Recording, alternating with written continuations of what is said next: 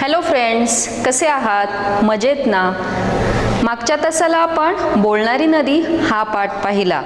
आता सर्वांना शिकायला आवडतं. सध्या या कोरोनामुळे आपल्याला शाळेत येता येत नाहीये, पण कधी एकदा शाळा सुरू होते आणि मी शाळेत जातो, शाळेत मजा मस्ती करतो, वेगवेगळ्या गोष्टी शिकतो, असं तुम्हाला झालंय, हो की नाही? मग त्याचप्रमाणे आज आपण जो पाठ पाहणार आहोत त्या पाठात अशीच एक मुलगी आहे की तिला शिकायची खूप आवड आहे. आता बघा, आपल्या शाळेत नर्सरी पासून 12वी पर्यंतचे वर्ग आहेत. म्हणजेच काय तर आपल्याला नर्सरी ते 12वी पर्यंतचं शिक्षण एकाच शाळेत घेता येतं. पण प्रत्येक ठिकाणी अशी परिस्थिती असते का? नाही. काही ग्रामीण भागात, गावात प्राथमिक शिक्षण किंवा माध्यमिक शिक्षण म्हणजेच 5वी पर्यंत किंवा 8वी पर्यंत शाळा असतात आणि त्यापुढील शिक्षण घेण्यासाठी त्यांना दुसऱ्या गावी जावं लागतं. मग त्याचप्रमाणे आपण जो पाठ पाहणार आहोत त्या मुलीची शिक्षणाविषयी तळमळ आणि ते शिक्षण घेण्यासाठी तिने केलेले प्रयत्न याचं वर्णन आज आपण मला शिकायचंय या पाठात पाहणार आहोत. आणि आपल्या या पाठाचे लेखक आहेत आबा गोविंद महाजन. चला तर मग सर्वांनी पुस्तक उघडायचंय. पान नंबर 10, मला शिकायचंय. सर्वांनी पुस्तकात लक्ष द्यायचंय.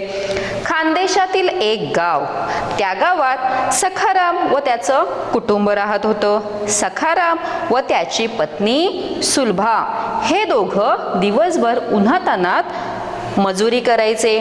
त्यांना स्नेहा नावाची एक मुलगी होती. तिचं 4थी पर्यंतचं शिक्षण झालं होतं. ती अत्यंत अभ्यासू व कष्टाळू होती. तिचा छोटा भाऊ पिंटू पहिलीत जाणार होता. गावात 4थीच्या पुढचे वर्ग नव्हते. वडील आपल्याला शिक्षणासाठी परगावी पाठवतील का असं सारखं स्नेहाला वाटायचं. बबली नावाची तिची मैत्रीण शिक्षणासाठी शेजारच्या गावी जाणार होती.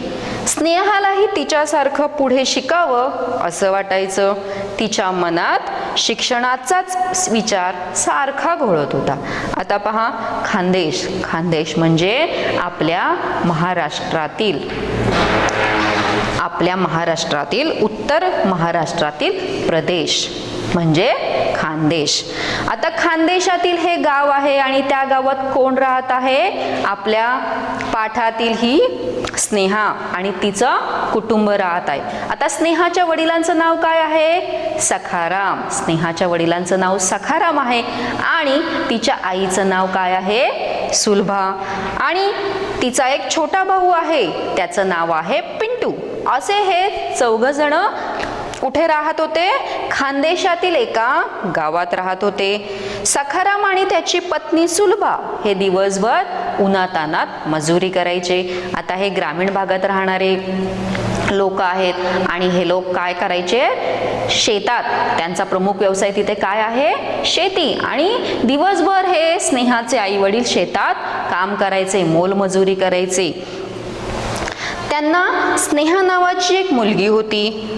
तिचं 4थी पर्यंतचं शिक्षण झालं होतं.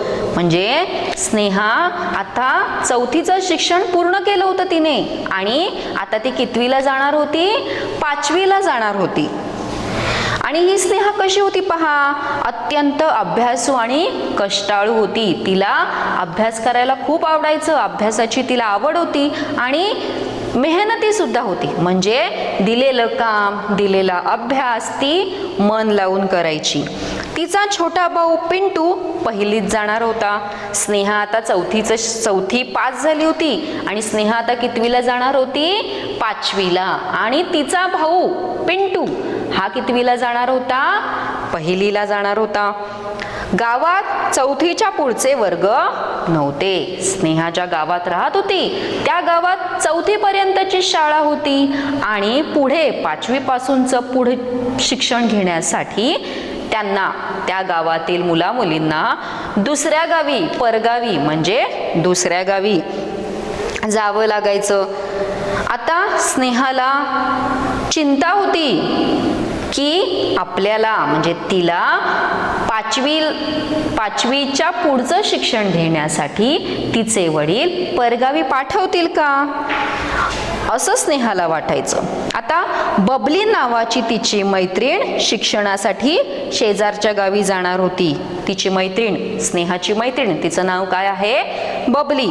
आणि ही बबली पुढील शिक्षण घेण्यासाठी परगावी जाणार होती.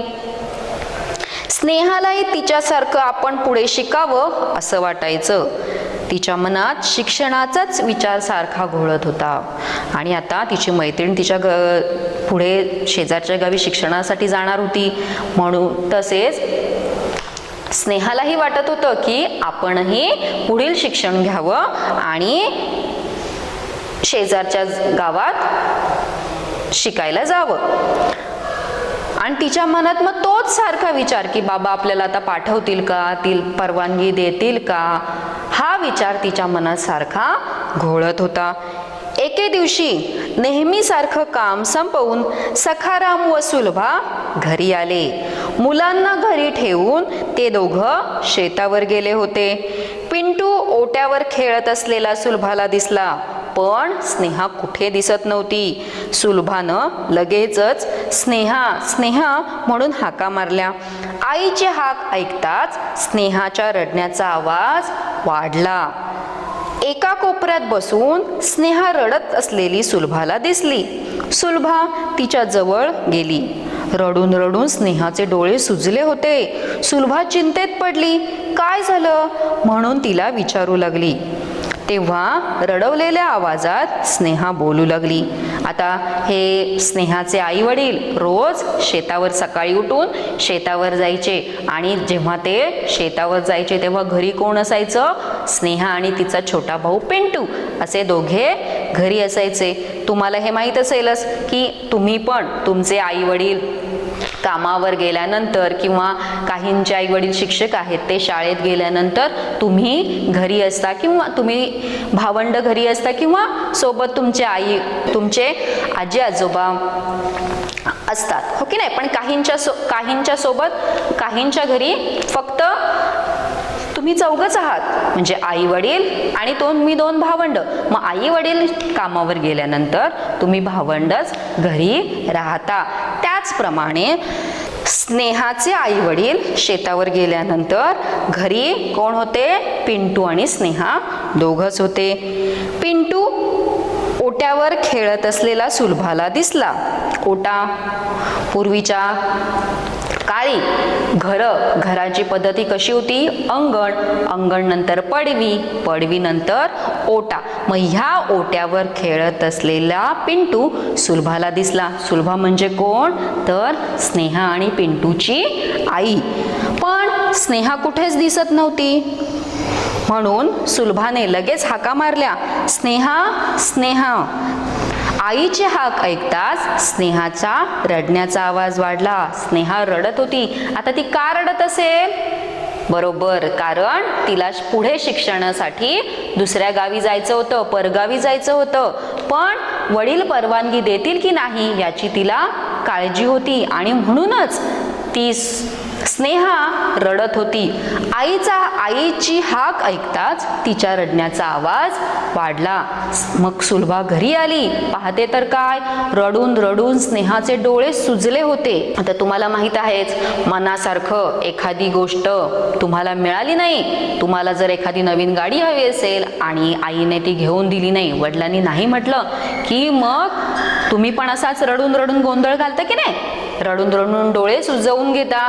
मग त्याचप्रमाणे ही स्नेहा देखील रडत आहे. तिचे डोळे सुजले आहेत. सुलभा चिंतेत पडली. काय झालं म्हणून तिला विचारू लागली. आईला काळजी वाटू लागली की का बरं रडत आहेस तू. म्हणून तिने स्नेहाला विचारलं की काय झालं, तू का रडतेस. तेव्हा रडवलेले आवाज, त्या रडक्या रडक्या स्वरातच स्नेहा काय म्हणू लागली, वर्गामधल्या बबलीनं 5वीमा नाव टाकाय गय, मन बी नाव टाका 5वीमा. ओ माय, माले पुढे शिकानशे, माले शिकू द्या न. तेवढ्यात हातपाय धुवून सखाराम तिथे आला. आता हे सखाराम आणि त्याची पत्नी सुलभा हे शेतातून घरी आले आहेत. तेव्हा ही स्नेहा घरी रडत आहे, हो की नाही. मग आईने जेव्हा विचारलं स्नेहाला की का रडतेस तू, तेव्हा तिने काय सांगितलं की वर्गामधल्या बबलीनं 5वीमा नाव टाकाय माय, मन बी नाव टाका 5वीमा.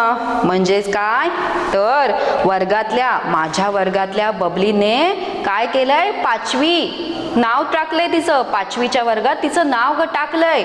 मला मन बी नाव टाका 5वीमा. मन बी म्हणजे माझं पण नाव 5वीमध्ये टाका.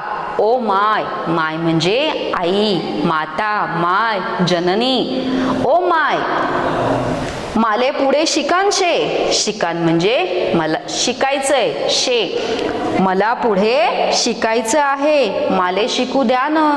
माले म्हणजे मला पण शिकू द्या ना. तेवढ्यात सखाराम म्हणजे स्नेहाचे वडील हाते आले. स्नेहा, तुले 4थी लोंग शिकाड, आते आणखीन पुढे शिकीसन काय करशील तू. आपली परिस्थिती अशी गरिबीनी, परगावले कसा धाडू तुले. एसटीमा एजा करणी पडीन, तनपेक्षा आते शाय बंद. घरी बशीसन धाकला भाऊले संभाय, समजन का तुले. सखाराम थोड्या रागातच म्हणाला. आता सखाराम ती स्नेहाचे वडील काय म्हणतात की स्नेहा, तुले म्हणजे तुला 4थी लोंग शिकाड. 4थी लोंग म्हणजे 4थी पर्यंत, शिकाड म्हणजे शिकवलं.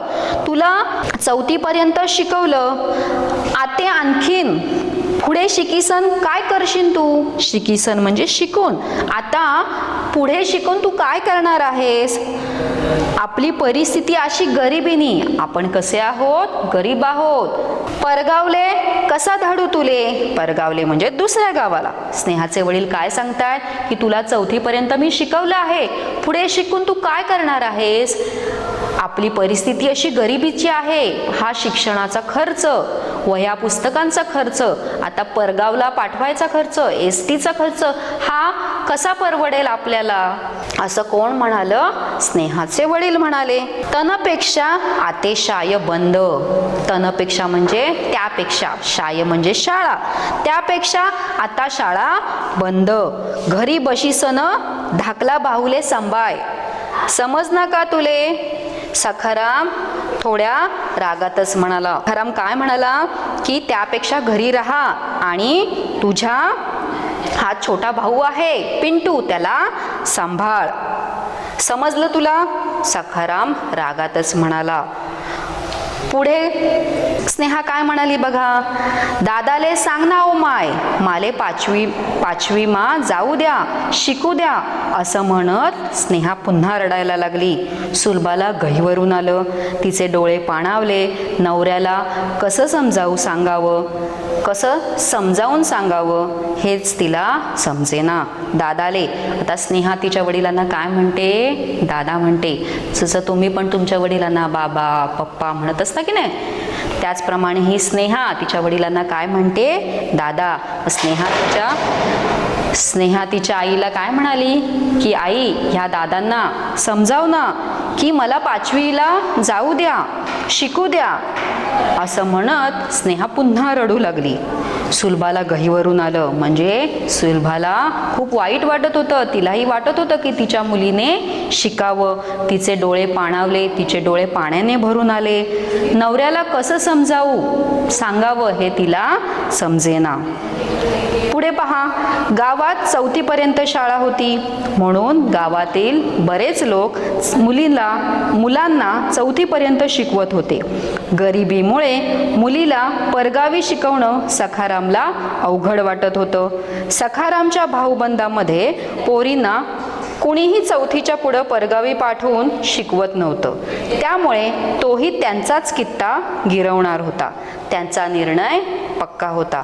आता स्नेहा ज्या गावात राहत होती त्या गावात 4थी पर्यंतची शाळा होती आणि त्यामुळे त्या गावातील बरेचसे जे लोक हे शेतकरी शेतमजूर होते. त्यामुळे त्यांना परगावी शिक्षणासाठी पाठवण्याचा खर्च परवडत नव्हता. त्यामुळे त्या गावातील लोक मुलांना 4थी पर्यंतच शिक्षण देत असत आणि त्यातूनच मुलींना तर फक्त 4थी पर्यंतच शिक्षण दिलं जायचं आणि त्यानंतर मग त्याच्या घरातील जी काही छोटी मोठी कामं असायची किंवा ती त्यांच्या छोट्या मुलांना त्यांच्या भावंडांना सांभाळण्याचं काम या मुलींना दिलं जायचं. मग त्याचप्रमाणे सखारामला सुद्धा त्याच्या गरीब परिस्थितीमुळे स्नेहाला परगावी पाठवणं हे अवघड वाटत होतं. त्याचप्रमाणे सखारामच्या भाऊबंदामध्ये, आता भाऊबंद म्हणजे नातेवाईक, रिलेटिव्ज, या सखारामच्या भाऊबंदांमध्ये पोरींना कुणीही 4थीच्या पुढे परगावी पाठवून शिकवलं जात नव्हतं. आता सखारामचे जी नातेवाईक होते त्या नातेवाईकांमध्ये कुणीही मुलींना 4थीच्या पुढील शिक्षण दिलं जात नव्हतं आणि त्यामुळे सखारामही त्याचाच कित्ता गिरवणार होता म्हणजे की तेच तो करणार होता जे त्याचे इतर नातेवाईक करतात, तसंच सखाराम देखील करणार होता आणि त्याचा निर्णय हा पक्का होता. त्या सखारामने ठाम ठरवलं होतं की स्नेहाला काही पुढील शिक्षणासाठी परगावी पाठवायचं नाही. 4थी पर्यंत शिक्षण झालंय हे बास आहे, इथपर्यंत शिक्षण पुरेसं आहे. आता ती पुढे घरी राहून काय करणार आहे, तिच्या भावाचा सांभाळ करणार आहे. आता या पुढील भाग आपण पुढच्या तासाला पाहणार आहोत.